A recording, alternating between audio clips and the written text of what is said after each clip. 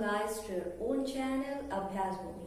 Guys आज हम लोग बीएड के इम्पोर्टेंट टॉपिक यानी बीएड के बेस और बीएड के टारगेट के बारे में डिस्कशन करने जा रहे हैं।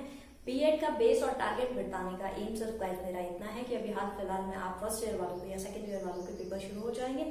सेकंड ईयर तक आते आते बच्चे को पता चल जाता है यानी टीचर्स को पता चल जाता है कि उन्हें बीएड को कैसे टैकल करना है, कैसे किस चीज का आंसर देना है। बट फर्स्ट ईयर में क्या होता है गाइस, प्रॉब्लम होती है, चीजें समझ में नहीं आती है कि किस तरीके से हैंडलिंग करनी है, किस तरीके से आंसर रिस्पॉन्स करना है। तो उसके लिए सबसे पहले आपको समझना जरूरी है कि बीएड का बेस क्या है, उसका टारगेट क्या है, किस आधार पर बीएड चल रहा है और वो कहाँ तक एक टीचर को लेके जाना चाहता है। ठीक है गाइस, ऐसा करने से सिर्फ होगा ये कि जो आपके फर्स्ट ईयर के 8 सब्जेक्ट हैं, 8 सब्जेक्टों में आपकी कमांड ग्रिप जिसको बोल सकते हैं कि आपकी पकड़ मजबूत हो जाएगी। क्यों? क्योंकि जो 8 के 8 सब्जेक्ट हैं वो एक ही चीज कहते हैं, एक ही उनका आधार है और एक ही उनका टारगेट है। ठीक है, अब आप बोलेंगे कि नहीं ऐसा तो नहीं है, अलग अलग बुक्स हैं, बुक्स के अलग अलग नाम है, हर बुक अलग अलग कहती है, हर साइंटिस्ट हर फिलोसोफर ने अलग अलग बात कही है। बिल्कुल सही है, हर फिलोसोफर ने अपना अपना जो भी उनका थ्योरी था वो प्रोवाइड करवाया। बट उन सबको अगर आप ध्यान से पढ़ेंगे तो आपको एक चीज मिलेगी जो होगी कॉमन।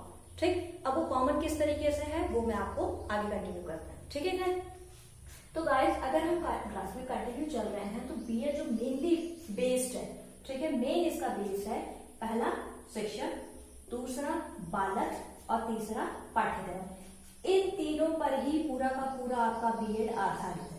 ठीक है, आपका बीएड टीचर को रिलेट कर रहा है, टीचर किसके लिए पढ़ रहा है, बालक के लिए पढ़ रहा है, और शिक्षक बालक को किस तरीके से पढ़ा रहा है, पाठ्यक्रम के माध्यम से पढ़ा रहा है। बिना करिकुलम के तो नहीं पढ़ा सकते ना, बिना किसी फ्रेमवर्क के। ठीक है, अब इन तीनों का जो बेस्ड है गाइस, ये तीनों के तीनों जो फोकस करके चलते हैं, इन तीनों के लिए जो टारगेटेड पॉइंट होता है वो होता है बालक। शिक्षक का उद्देश्य भी बालक के लिए है, पाठ्यक्रम का उद्देश्य भी बालक के लिए है, और जो बालक है उसका खुद का उद्देश्य वो खुद ही है। अब आप बोलेंगे बालक का खुद का उद्देश्य खुद कैसे हो सकता है? बालक का खुद का उद्देश्य खुद होने का मतलब ये है कि जो एक नॉर्मल चाइल्ड है, ठीक है, नॉर्मल एक बच्चा है, स्कूल में आने से पहले वो क्या था फर्क नहीं पड़ता, पर जब स्कूल में उसका एडमिशन हो चुका है, स्कूल में वो आ चुका है, एक टीचर के साथ वो पढ़ रहा है, तब उसका एम क्या है, अपने व्यक्तित्व, अपनी पर्सनैलिटी को ग्रूम करना, निखारना।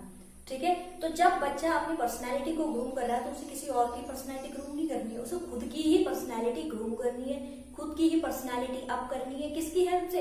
टीचर की हेल्प से। तो यानी बच्चे के लिए भी अपना टारगेट कौन हो गया? बच्चा। यानी ओवरऑल अगर इन शॉर्ट में एक बात कहूं तो जो शिक्षक है, पाठ्यक्रम है, बालक है, इनका सबका उद्देश्य बालक के व्यक्तित्व को निखारना है, आगे बढ़ाना है। ठीक है गाइस, इतना चीज समझ में आ गया, इतना चीज क्लियर हो गया। ठीक है, अब आगे इन चीजों पे हम लोग डिस्कस करेंगे। ठीक है, अब मैंने बात करी शिक्षक की, तो गाइस जब शिक्षक की मैं बात करूंगी, इन तीनों को गाइस हम एक एक करके डिस्कस करते चलेंगे। ठीक है, पहला हम शिक्षक को डिस्कस करेंगे, दूसरा हम पाठ्यक्रम को डिस्कस करेंगे, और फिर उसके बाद हम लोग बच्चे को डिस्कस करेंगे। ठीक है गाइस, जब हम शिक्षक की बात करेंगे तो शिक्षक के 2 एस्पेक्ट हम लोग लेके चलेंगे। एक होगा टीचर का पॉजिटिव एस्पेक्ट, पॉजिटिव, ठीक, एक होगा नेगेटिव। पॉजिटिव का मतलब गाइस सकारात्मक।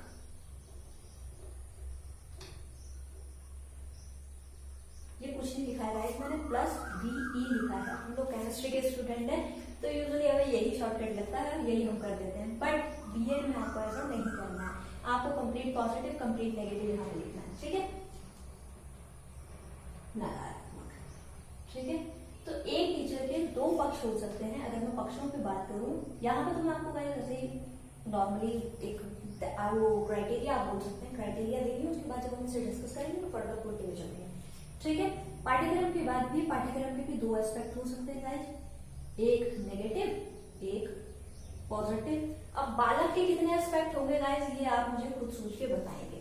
ठीक है, वैसे तो मैं आपको लास्ट में बताऊंगी ही, पर आप अपने तब तक सोचिए जब यहाँ पॉजिटिव नेगेटिव, जब यहाँ पॉजिटिव नेगेटिव, तो यहाँ क्या हो सकता है।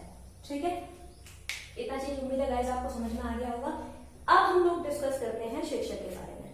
ठीक है, तो आप चाहें तो उसको एक बार स्क्रीनशॉट ले लीजिए ताकि फर्दर आप जब नोट्स बनाएं तो आपको ये चीज हेल्पफुल लगे। ठीक है, ओके गाइस, अब हम कंटिन्यू करते हैं शिक्षक वाले पार्ट। ठीक है। शिक्षक के लिए गाइस मैं पहले ही आपको बताया था कि शिक्षक के दो पक्ष होते हैं, ठीक है। अगर मैं उनके पक्षों की बात करूं तो दो पक्ष होते हैं, एक होता है सकारात्मक, एक होता है नकारात्मक, ठीक है। सकारात्मक पक्ष जो है वो हमारे बीएड का मुख्य आधार है। जो भी हम सकारात्मक पक्ष देखेंगे बीएड के अकॉर्डिंग वैसा ही टीचर होना चाहिए, ठीक है। और जो भी हम नकारात्मक पक्ष देखेंगे एक शिक्षक के, वो टीचर नहीं होना चाहिए बीएड के अनुसार, ठीक है। और आज के टाइम पे जितना भी हमारा करिकुलम फ्रेमवर्क चल रहा है, जितनी भी पढ़ाई चल रही है, वो एक पॉजिटिव टीचर को लेके ही चल रही है। पॉजिटिव टीचर ही ये सब काम कर सकता है, ठीक है। सकारात्मक पक्ष में आप परेशान मत होइएगा गाइस जब मैं पॉइंट लिखूं, क्योंकि मैं लास्ट में जब आपको एक कहानी बताऊंगी तो कहानी के मीडियम से आपको सारी चीजें बहुत आसानी से याद हो जाएंगी, पर उससे पहले आपको बेसिक समझना बहुत जरूरी है, ठीक है। मैंने सकारात्मक की बात करी तो टीचर का सकारात्मक, सबसे पहले अगर कोई टीचर एंटर होता है तो सबसे पहले किस चीज पे उसका ध्यान जाता है, ठीक है। अगर बच्चे बैठे हैं, टीचर आ रहा है, तो सबसे पहला फोकस क्या पड़ेगा, उसका ड्रेसिंग सेंस, उसका जो पहनावा है, ठीक है। तो हमेशा याद रखिएगा जो टीचर का सकारात्मक पक्ष है वो पहनावे पे ध्यान देता है। पहनावा, पहनावा यानी जो उसने पहना हुआ है। पहनावे का मतलब अब आप ये बोलेंगे कि ब्रांड पहनेगा तभी वो अच्छा टीचर है, नहीं, ऐसी तो हमने कोई बात ही नहीं की। पहनावे का मतलब ये है कि जो भी उसने पहना है वो सभ्य है, ठीक है। मतलब उसे देख के हंसी नहीं आ रही है बच्चों को, या फिर बच्चों को ज्यादा डर नहीं लग रहा है कि बिल्कुल हॉरोस्कोप के कपड़े पहन के चला गया, या फिर कुछ अजीब फनी सा पहना हुआ है, या डरावना पहना हुआ है, या ऐसे ही कुछ भी उठा के चल दिया। सुबह एक्सरसाइज कर रहे थे, एक्सरसाइज करते करते वही जॉगिंग के कपड़े आप पहन के स्कूल चल दिए, नहीं, ऐसा नहीं। अब प्लीज जो कहते हैं बीपीएड वाले होते हैं वो ये मत कहिएगा कि हम तो पीटीआई हैं, हमें तो वही पहनना है। आपकी बात हो ही नहीं रही है सर, यहाँ पे क्लास की बात हो रही है, ठीक है। तो पहनावा जो होना चाहिए वो सभ्य होना चाहिए, ठीक है। सभ्यता का मतलब यह है कि जब आप टीचर हैं, एक सब्जेक्ट के टीचर हैं, तो आपको परफेक्ट अपने कपड़े पे ध्यान देना पड़ेगा कि आपके जो कपड़े हैं वो साफ सुथरे हैं और तमीज से आपने पहने हुए हैं, पूरी के पूरे तहजीब से पहने। अगर आप पीटीआई हैं या फिर स्पोर्ट्स करवाते हैं, गेम करवाते हैं, तो जो आपके कपड़े आपने वहां पे यूज करे हुए हैं, चाहे आप ट्रैक सूट ही पहन रहे हैं, पर ट्रैक सूट भी आपका साफ सुथरा है, मतलब जितना हद तक साफ रह सके उतना साफ है और अच्छे स्तर पे आपने पहना हुआ है। अच्छे स्तर पे पहनने का मतलब यह है कि बिल्कुल प्रॉपर वे में जो उसको तरीका है पहनने का, ठीक है। इतना चीज क्लियर हो गया। सकारात्मक पक्ष एक शिक्षक के लिए पहनावा कैसा होगा, सभ्य। और वही नकारात्मक पक्ष क्या हो जाएगा, जहां पे असभ्यता दिख गई। असभ्यता दिखने का मतलब ये है कि अगर आपने नॉर्मल फॉर्मल ड्रेस भी पहनी हुई है, ठीक है, फॉर्मल ड्रेस आपने पहनी हुई है, शर्ट आपने पहनी हुई है, बटन जो प्रॉपर लगने हैं, एक ऊपर एक नीचे लगाए रखा है आपने, बाजुएं ऊपर चढ़ाई हुई है, मतलब मेल्स टीचर की मैं बात कर रही हूँ कि बाजुएं ऊपर चढ़ाई हुई है आपने, बाल आपके बिखरे हुए हैं, नहीं वो होगा, एक्सेप्ट नहीं होगा सर, पॉजिटिव पार्ट नहीं जाएगा, वो आपका कहाँ पे कंसिडर हो जाएगा, negative part. Same teacher same concept हम फीमेल टीचर्स के लिए भी अप्लाई करेंगे। फीमेल टीचर्स हैं जो उन्होंने पहना हुआ है, अगर उन्होंने साड़ी ही पहनी है तो साड़ी भी उन्होंने इस प्रॉपर वे में पहनी होनी चाहिए कि मतलब कहीं पे सलवटें उनकी पड़ी हुई हैं, पूरी की पूरी साड़ी नीचे से ऊपर को फूल हुई है, मतलब एक साड़ी का लुक आता है कि बहुत बेहतरीन सभ्यता से आपने पहनी हुई है और वो सुंदर लगी, और एक वही एक बिखरी सी साड़ी आपने पहनी हुई है, बस थान लपेट के आप चल रहे हैं, तो वो भी स्वीकृति में नहीं आता, ठीक। सपोज कर आप सूट सलवार पहन रहे हैं, आप बोल रहे हैं कि नहीं हम मैरिड नहीं है, साड़ी नहीं पहनते, तो ठीक है आप सूट सलवार पहनिए, पर सूट सलवार का मतलब ये है कि आप स्कूल जा रहे हैं, किसी शादी में नहीं जा रहे हैं, तो सूट सलवार का मतलब यही होता है, नॉर्मल जो आपने पहना हुआ है वो भी आपका इस लेवल का होना चाहिए कि वो सभ्यता दर्शाए, ठीक है। वो गोटे वोटे लगा के जो होते हैं चमक चांदनी कपड़े, नहीं, वो नहीं, ठीक है। तो वो चीज शादी वाला जो है वो शादी का लुक है, और जो स्कूल वाला है वो एक प्योर, जिसको बोलते हैं ना कि प्योर टिपिकल हम कहते हैं कल्चर लुक वाला जो आता है, कॉटन के जो टीचर्स के कपड़े आते हैं, ठीक है, जो सूट वगैरह चलते हैं, बिल्कुल लाइट कलर में आपने पहने, कोई ब्राइट कलर नहीं पहने। मैं पहले ही बता रही हूँ, मैं टीका टिप्पणी नहीं कर रही हूँ, मैं सिर्फ आपको वो चीज इंट्रोड्यूस कर रही हूँ जो आपको फॉर्मली एक बेटर लेवल पे लेके जाते, ठीक है। पहनावा हो गया, सभ्यता असभ्यता पता चल गई। लेडीज एंड जेंट्स दोनों टीचरों के लिए हमने बात कर ली कि जैसे भी कपड़े पहनने हैं वो कैसे होने चाहिए, सभ्य होने चाहिए, ठीक है। अब इसके बाद पहनावा हो गया, ठीक है। पहनावे के बाद अब हम लोग बात करते हैं, अब टीचर आया क्लास में, अब बातचीत शुरू करी, ठीक है। तो बातचीत के लिए दूसरे नंबर पे कैसी होगी, बातचीत भाषा के माध्यम से ही होगी ना, लैंग्वेज कोई तो यूज करेंगे आप, तो जो भी भाषा आप यूज कर रहे हैं, जो भी लैंग्वेज आप यूज कर रहे हैं, ठीक है, वो लैंग्वेज आप किस तरीके की यूज कर रहे हैं, किस तरीके से मतलब है कि सपोज करें आप क्लास में हैं, ठीक है, अब बच्चे वहाँ ऐसे हो सकता है शांति से बैठ के पढ़ रहे हो, जो कि सपना है, हितमात्र ऐसा होता नहीं है, और क्या पता जो कि होता ही है, बच्चे वहां पे पूरा तरह से तबाही मचाया हुआ है, भाग रहे हैं इधर उधर, ठीक है। अब आप एंटर करें, पहनावा बिल्कुल सभ्य, बच्चा थोड़ा रुकेगा।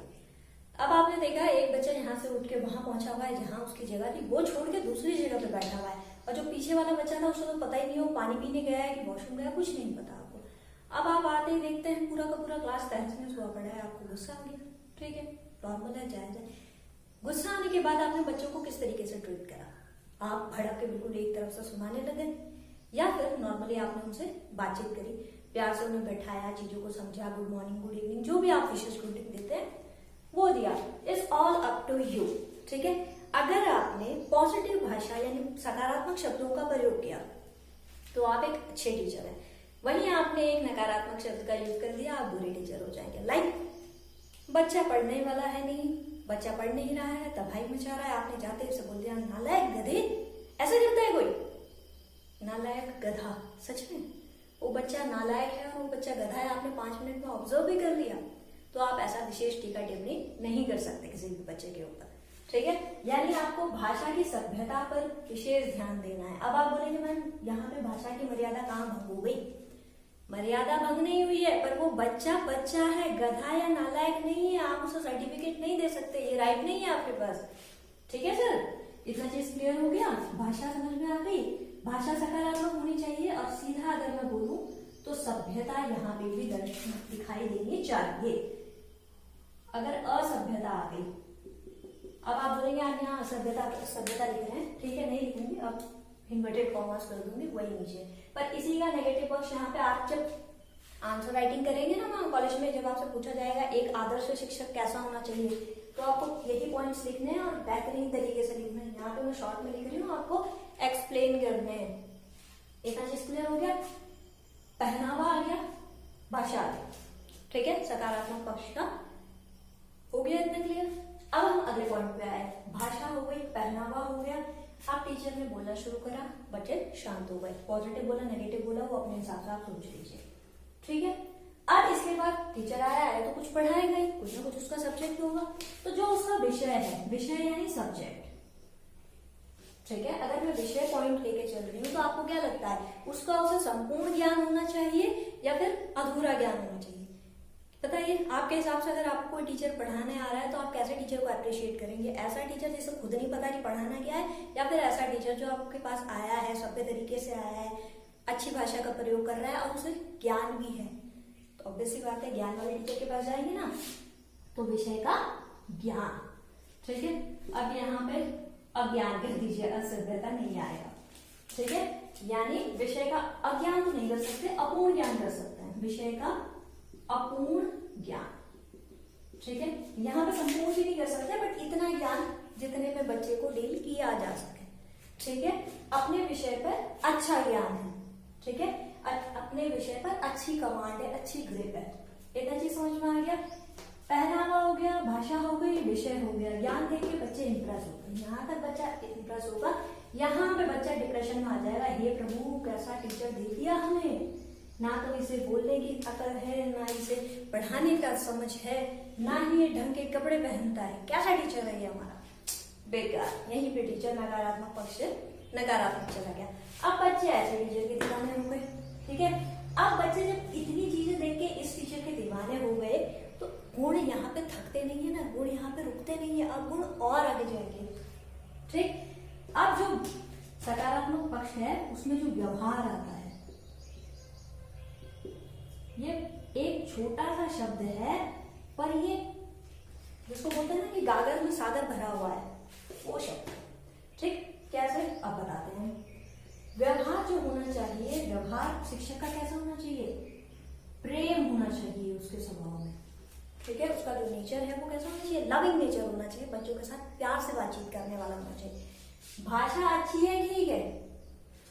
अब एक नॉर्मल सी बात है, आप बैठे हुए हैं आराम से, आपका कोई प्रोफेसर आए और वो बोले, आपका नाम देके बिल्कुल whatever your name is, you come here, कोई गलत भाषा नहीं बोली, स्पर्श सभ्य भाषा का यूज करा है, बट दिक्कत कहाँ आई? तरीके में। ठीक है, you come here and the difference between you come here and second, अगर आप किसी को प्यार से बुला, वही टीचर आपको प्यार से बोले बेटा जरा इधर आना, बेटा कम हेयर, आपका नाम लेके बोले, जो भी आपका नाम है, रीना, गीता, सीता, जो भी नाम है, बेटा कम हेयर। ठीक है, तो दोनों में कितना डिफरेंस पड़ गया। एक जगह उन्होंने रूडली बोला और एक जगह उन्होंने बिल्कुल फॉर्मली बोला। ठीक है, बड़े प्यार से बोला। तो दिक्कत भाषा में कहीं नहीं आई, भाषा बिल्कुल फॉर्मल थी, बट भाषा के साथ जो चीज अटैच हो गई वो क्या हो गया? उनका लव। कहते हैं ठीक है, प्रेम से, बिल्कुल प्रेम से उन्होंने बोला प्यार। ठीक है, तो यहाँ नकारात्मक में आप क्या डालोगे व्यवहार में? यहाँ पे प्रेम से बोलने वाला है, प्रेमी टीचर है, यहाँ पे चिड़चिड़ा रूड डाल दो। ठीक है, रूड को हिंदी में क्या बोलते हैं? गुस्सा, जो भी बोलते हो आप देख लीजिएगा। ठीक है, तो यहाँ पे क्या है? लविंग नेचर है, यहाँ पे लविंग नेचर नहीं है, केयरिंग नेचर नहीं है। ठीक है, व्यवहार में फिर दूसरा आता है कि परवाह। शिक्षक को बच्चे की कितनी परवाह है। ठीक है, ये चीज आपको यहाँ पे ध्यान देनी है। तो जब यहाँ पे अप्रेम है यानी क्रोध है, क्रोध तो नहीं आएगा, प्रेम का उल्टा क्या हो जाएगा? रूड को हिंदी में क्या बोलेंगे? हम रूड लिख देते हैं, आपको जो समझ में आया आप लिख दीजिएगा। ठीक है, व्यवहार, यहाँ पे परवाह यानी केयर है, यहाँ पे केयरलेस है। ठीक है, अब हम आपको एक अपना एक्सपीरियंस बताते हैं। अब आप बोलेंगे कि ये कौन सा पॉइंट था जो आपने उठा के रख दिया। अब हम बताते हैं। अभी रिसेंट में एक इंटरव्यू हुआ था, इंटरव्यू नहीं, एग्जाम था एयरपोर्ट्स का, जो मैंने भी दिया था। तो वहां पे जब हम लोग रिटर्न देने गए तो रिटर्न में एक क्वेश्चन लिखा था कि अगर आपके स्कूल में आग लग जाए, ठीक है, अगर आपके स्कूल में आग लग जाए और क्लास में सिर्फ आप और आपके बच्चे ही हैं, बाकी शायद चलो मान लिया कि एक्सेप्शनल केस है कि आप ही ने बच्चों को बुलाया था, बच्चे और आप हैं, उस केस में आप क्या करेंगे? आप हैं, आपके पास हैं जो बच्चे हैं, बाकी कोई बच्चा स्कूल में नहीं है या बाकी कोई शिक्षक स्कूल में, क्या करेंगे? या फिर जो स्टाफ होगा तो होगा, तो उस केस में आप क्या करेंगे? उस केस में गाइस ये बात ध्यान रखिएगा, वहां पे आपका परवाह ही काम आएगी। ऐसा नहीं बोल सकते आपकी सबसे पहले जान है तो जहान, उठाओ बैग और भागो वहां से, या फिर आजकल तो लैपटॉप पे पढ़ाई हो रही है तो उठाओ अपना लैपटॉप भाग जाओ। बच्चे कौन सा? हमारे घर के। नहीं, ये चीज नहीं। अगर आप शिक्षक हैं और आपके पास 20 या 40 बच्चे, 1:40 का आता है ना सेट बना हुआ, जो आजकल नया फ्रेमवर्क आया है, एक टीचर पे 40 बच्चे, तो वो 40 बच्चे आपकी जिम्मेदारी है गाइस, आपको उनकी परवाह करनी है। अगर ऐसा एक्सेप्शनल केस आता है तो अपने से पहले मतलब अपना ध्यान तो रखना ही है, साथ में उन 40 बच्चों को भी फोकस रखना है कि उनको क्या हो रहा है, उनको मैं कवर कर पा रही हूँ या कर पा रहा हूँ। ठीक है, इतना चीज क्लियर है। यानी व्यवहार में परवाह होनी बहुत जरूरी है। अगर आपके व्यवहार में परवाह नहीं है तो आप एक अच्छे टीचर नहीं है। अगर आपको बच्चे की परवाह ही नहीं है, सपोज करा बच्चा पढ़ रहा है, पढ़ते पढ़ते फेल हो गया, ठीक है, सपोज करा वो पढ़ रहा था, टेस्ट में पढ़ रहा था, नहीं पढ़ पाया ढंग से, कोई बात नहीं, फेल हो गया बच्चा। अब आप बोल रहे हो कोई बात नहीं बेटा, फेल हो गया तो हो गया, चलता है, ठीक है। उस बच्चे को अप्रिशिएट करने के लिए एक बार को आप उसका मन मोटिवेट करने के लिए कि कोई बात नहीं, आप अच्छे से आगे तैयारी कीजिए, हो। पर आपको उस बच्चे की इतनी परवाह जरूर होनी चाहिए कि अगर इस बच्चे ने पूरी पढ़ाई करी तो ये लास्ट में फेल हो कैसे गया। आपका दायित्व बनता है उस बच्चे के बारे में पूरी डिटेल जानना, उसका कारण जानना, उस कारण को जानकर उस बच्चे की परेशानी को शॉर्ट आउट करना। और ऐसा वही टीचर कर सकता है जिसे बच्चे की परवाह होगी, जिसे फर्क नहीं पड़ता वो कुछ नहीं कर पाएगा। ठीक है, इतना चीज समझ में आ गया। व्यवहार में आपका प्रेम आ गया, परवाह आ गई, ठीक। इसके बाद आ गई उदारता। उदारता का बोलेंगे ये कौन सा नया शब्द इंट्रोड्यूस कर दिया। उदारता का मतलब ये है कि सपोज करा क्लास में आप बैठे, बच्चे पढ़ा रहे, अब कई बार ऐसा होता है बच्चे मिसबिहेव कर जाते हैं। खटखट देखो सारे बच्चों में होती है, कहीं कहीं कोई ना कोई दिक्कत हो जाती है। क्लैश हो गया माना बच्चे के साथ, बच्चे ने आर्गुमेंट कर दिया, आपने उसको कुछ समझाने की कोशिश करी, बच्चे ने आपको कुछ बोल दिया, ठीक है। तो आप में इतनी हिम्मत होनी चाहिए, जैसे हिम्मत ही बोलूंगी गाइस, कि आप बच्चे को माफ करके लेट गो कर सके, ठीक है। बच्चे के सामने अपने ईगो को घटा सके। आपके व्यवहार में उदारता होनी चाहिए, दूसरों को माफ करने की क्षमता होनी चाहिए। इस बात का हमेशा ध्यान रखिएगा गाइस, अगर आप प्रोफेशन आपका टीचिंग है तो टीचिंग में 40 बच्चे हैं तो 40 में कोई ना कोई एक, मतलब लकीली कई बार ऐसा होता है नहीं मिलता है, पर कई बार एक ना एक बच्चा ऐसा होगा जिसका आप कितना भी हित करने की कोशिश कर ले वो चीज नहीं समझ पाएगा प्रॉपर तरीके में। ऐसा नहीं है कि इस बच्चे में कमी है, सिर्फ ऐसा इसलिए क्योंकि उसका व्यवहार वैसा है और आपको सारे व्यवहार को बच्चे को स्वीकार करना है। शुरुआत में मैंने आपसे पहले ही क्वेश्चन पूछा था कि बच्चे के कितने, बालक के कितने पहलू हो सकते हैं, कितने पक्ष हो सकते हैं। तो मेरी सारी बातें ध्यान से सुनिए और उसके बाद आपको वो जिसे बोलते हैं ना कंक्लूजन निकालना, तो कंक्लूजन निकाल के बताना है कि बच्चों के कितने पक्ष हो सकते हैं। ठीक है, इतना चीज समझ में आया। तो उदारता, जब आपको कोई ऐसा बच्चा मिले तो आपके व्यवहार में इतनी उदारता होनी चाहिए कि आप उस बच्चे को माफ कर सके, चल कोई बात नहीं बेटा, हो गया तो हो गया, दोबारा ध्यान रखना। या फिर अगली बार जब वो बच्चा अपनी गलती माने कि मुझसे ऐसा हो गया, आई एम सॉरी मैम या आई एम सॉरी सर, तो आपके व्यवहार में वो ईगो नहीं होना चाहिए, आपके व्यवहार में विनम्रता होनी चाहिए कि ठीक है बेटा कोई बात नहीं, दोबारा ध्यान रखना। और आप वास्तव में उस चीज को दिमाग से निकाल भी सके। ठीक, तो ये होती है उदारता। अब यहाँ पे नकारात्मक कैसा हो जाएगा, बच्चे के साथ ईगो लिए बैठना, ईगो क्लैश। बच्चे के साथ ईगो क्लैश नहीं करवाना। नकारात्मक टीचर के काम है, ये नेगेटिव पार्टी कर सकता है ऐसा, पॉजिटिव पार्ट कभी ऐसा नहीं करेगा। इतना चीज ध्यान आ गया, इतना चीज समझ में आया, जितने जितने पॉइंट्स मैंने आपको बताए हैं सारे क्लियर हो रहे हैं ना? ठीक है, वेरी गुड। ठीक है, उदारता समझ में आ गई, प्रेम समझ में आ गया, आपको व्यवहार समझ में आ गया। ठीक है, अब यहाँ पे होना चाहिए, अगला पॉइंट होनी चाहिए स्वीकृति। ठीक है, अब बात आएगी स्वीकृति, एक्सेप्ट, हाँ एक्सेप्टेंस। जब हम लोग बात करेंगे स्वीकृति की तो यहाँ पे अस्वीकृति कर दीजिएगा, मैंने को नेगेटिव आप खुद से लेके चलिए,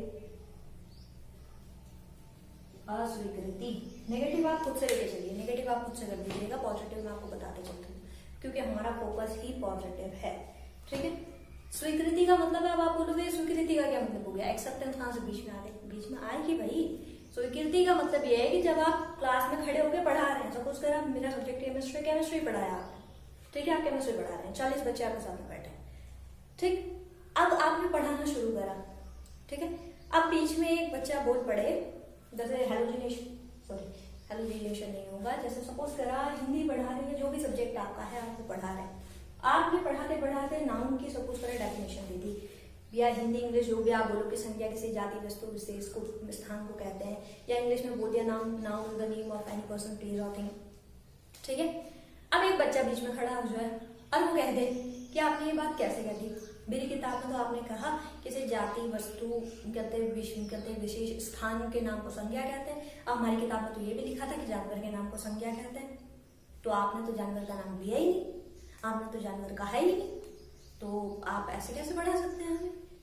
ये कॉमन एग्जाम्पल इसीलिए लिया है क्योंकि छोटे बच्चों का एग्जाम्पल हम लोग लेके चल रहे हैं, बड़े बच्चों में ये क्लासेस नहीं होते। ठीक है, जहां पे आपने बोल दिया ना कि व्यक्ति वस्तु या कहते जाति स्थान, तो जाति का मतलब बड़ा बच्चा समझ जाएगा कि इसमें से इसकी बात हो रही है, वो कुछ भी हो सकता है।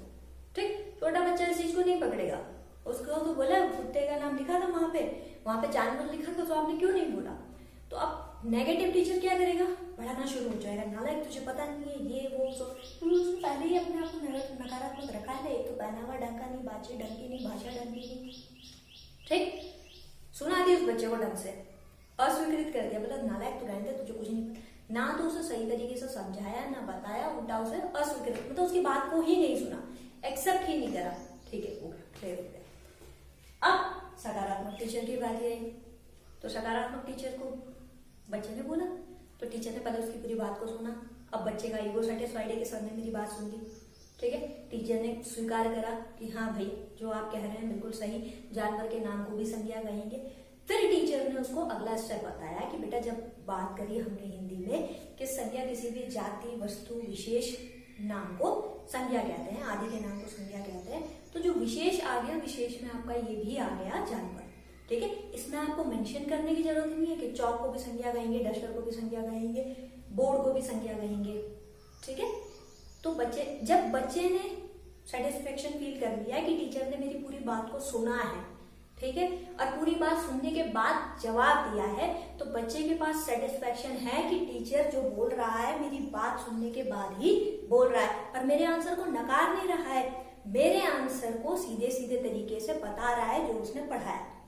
यानी आपने बच्चे का आंसर लिया, अपना आंसर लिया, दोनों को जोड़ के बच्चे को प्रोवाइड कर दिया। ठीक है, तो ये होते हैं सकारात्मक टीचर के गुण जो आपने बच्चे के साथ उसकी बेहतरी के लिए किया। अब इसके बाद व्यवहार के बाद जो अगला पॉइंट आता है व्यवहारवादी। डाउन व्यवहारवादी में ही कन्वर्ट हो जाएंगे, जिसको बोल सकते हो कंसिडर। बट फिर भी अब व्यवहारवादी की बात आई, ठीक है। अब यहाँ पे लिख दिया व्यवहारवादी, तो ये कैसा होगा, तो बेकार टीचर है, नेगेटिव ऑलरेडी है, तो उसमें क्या लिखना है आपने। व्यवहारवादी का मतलब ये है कि जब आप बच्चे के साथ बैठे, ठीक है, क्लास में ली, क्लास में आपने बच्चे के साथ अच्छे से हाय हेलो कर ली, बातचीत खत्म हो गई, ठीक। उसके बाद किया, उसके बाद क्लास के बाद बच्चा टीचर के पास आया, क्योंकि अब ये तो फेवरेट टीचर आया बच्चा, सर मुझे ये चीज समझ में नहीं आ रही है, या मैम ये चीज समझ में नहीं आ रही है।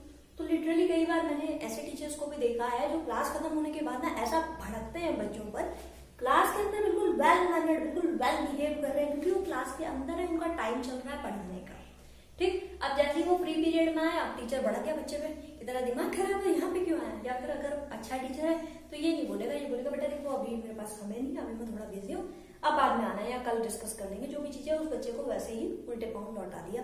क्यों? क्योंकि टीचर को अभी रेस्ट टाइम पे रेस्ट करना था, ठीक है। अदर हैंड पॉजिटिव टीचर क्या होता है, जो मैंने अपनी आंखों से देखा है टीचरों को पढ़ाते हुए, तो टीचर क्या करता है, जैसे टीचर पढ़ा रहा है, ठीक है, हमारे एक सर थे पीयूष सर, ठीक है, तो जब पीयूष सर पढ़ाते थे तो क्लास के बाद भी एक्स्ट्रा क्लासेस, इवन छुट्टी के बाद भी कई बार वो एक्स्ट्रा क्लासेस लेते थे, जिस भी बच्चे को दिक्कत या परेशानी हो वो बहुत प्यार से उसे बैठा के सुनते और समझते थे। वो ये नहीं कहते थे कि मैंने बहुत बेहतर तरीके से तुम्हें पहले ही पढ़ा दिया, तुम्हारी अभी भी समझ में नहीं आ रहा है, तुम कैसे हो, नहीं। वो टीचर क्लास के बाद भी बच्चों को पूछता था कि क्या दिक्कत, क्या परेशानी, क्या समझ में नहीं आया, फिर से मैं बताऊंगा, और वो एक नहीं 3 बार कई बार बता देते थे 12th क्लास के बच्चों तक, ठीक है। तो ये थे उनके पॉजिटिव एस्पेक्ट। व्यवहारवादी ऐसा नहीं है कि ये टर्म हवा में बन गए हैं, रियलिटी ये है कि ऐसे टीचर आज भी एग्जिस्ट करते हैं, इसलिए ये टर्म जो है उनके गुणों से आए हैं। ऐसा नहीं कि पहले गुण बना फिर टीचर बाद में बना, नहीं, पहले गुण बन चुके हैं, टीचर ऑलरेडी एग्जिस्ट कर रहा है, उनसे ये गुण कल लिए गए हैं कि भाई एक अच्छे टीचर में क्या क्या गुण हो सकते। इतना चीज समझ में आया, ठीक है। शिक्षक अब आपकी समझ में क्लियर आ चुका है। अब हम लोग आगे बढ़ते हैं। अभी तक जितना पढ़ाया गया है उम्मीद है आपकी समझ में आया होगा। अब हम आगे बढ़ रहे हैं। आगे किस चीज के लिए बढ़ रहे हैं? कंक्लूजन के लिए, निष्कर्ष के लिए। जो अभी तक हमने पढ़ा, हमने क्या पढ़ा? हमने पढ़ा अच्छा शिक्षक, ठीक है। तो अच्छा शिक्षक जो हमने पढ़ा उसके बारे में अब हम कुछ पॉइंट्स उठाएंगे जो हमें एज अ कंक्लूजन मिले हैं। तो पहला पॉइंट क्या मिला गाइस हमें कि एक अच्छा शिक्षक बालक को समझ रहा है, पहले ही बता दिया था। जब तक बच्चे को समझोगे नहीं, उसे पढ़ाओगे कैसे, ठीक। अब सेकंड पॉइंट, बालक को सुनता है। एक अच्छा जो शिक्षक होगा वो हमेशा बालक को सुनेगा, ठीक है। जब बातचीत होगी टीचर और एक स्टूडेंट के बीच में तो वो उस चीज को सुनेगा, स्वीकृति होगी उसके स्वभाव में, ठीक। तीसरा पॉइंट है गाइस, एक अच्छा शिक्षक बालक के लिए आदर्श होता है। बिल्कुल सही बात है। एक जो बेटर टीचर होगा, बच्चा हमेशा आपने देखा होगा जो थर्ड मतलब छोटे छोटे बच्चे होते हैं 3-4 साल के लगभग, या फिर आप कह सकते हैं कि LKG UKG फर्स्ट सेकंड तक के बच्चे अपने टीचर को कॉपी करते हैं, ठीक है। तो कॉपी वो किस टीचर को करते हैं? जिस टीचर को पसंद करते हैं। उस टीचर को कभी कॉपी नहीं करते हैं जिस टीचर को पसंद नहीं करते। उसके लिए हंस भले ही लेंगे या उसे देख के डर भले ही जाएंगे, पर उसे कॉपी कभी नहीं करेंगे, ठीक है। आप ऑब्जर्व कीजिएगा।